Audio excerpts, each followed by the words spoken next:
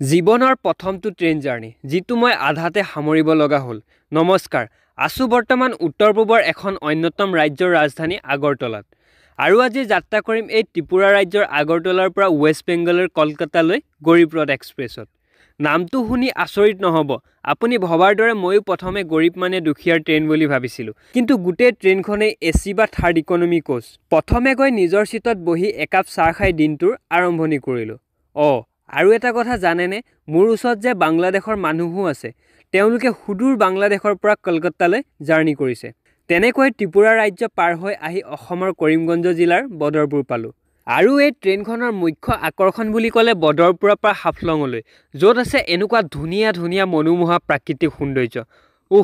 যেন চালে চকুজুৰি থৰ লাগি ৰ'ব খোজে।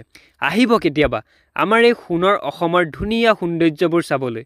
এতিয়ালৈকে ট্ৰেইনখন 3 ঘণ্টা লেট কৰিলে আৰু 9 বজাত গুৱাহাটী পাবলগীয়া ট্ৰেইনখন 10:30 বাজিল। গতিকে ৰাতি শোৱাৰ বাবে শুই পৰিলোঁ।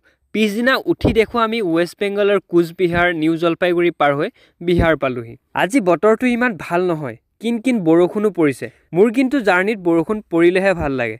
চাওঁতে ট্ৰেইনখন অলমষ্ট 5-6 ঘণ্টা লেট। পুৱা 8 বজাত মালদা পাব লগা ট্ৰেইনখন আবেলি 2 বাজিল। সঁচাকৈ মোৰ বহুত বেছি খং আৰু দুখ লাগিল, যাৰ ফলত মই কলকাতা নগৈ মালদাতে নামি দিলোঁ। ট্ৰেইনখনক কিয় গৰীব ৰথ বুলি কোৱা হয় আৰু মোৰ লগত কি হ'ল, এই সম্পূৰ্ণ ভিডিঅ'টো চাবলৈ মোৰ লং ভিডিঅ' চাব। আৰু নতুনকৈ যদি চাই আছে এনেধৰণৰ ট্ৰেইন জাৰ্ণিৰ ভিডিঅ'সমূহ পাবলৈ প্লিজ ছাবস্ক্ৰাইব আৰু ফ'ল' কৰি দিব। ধন্যবাদ।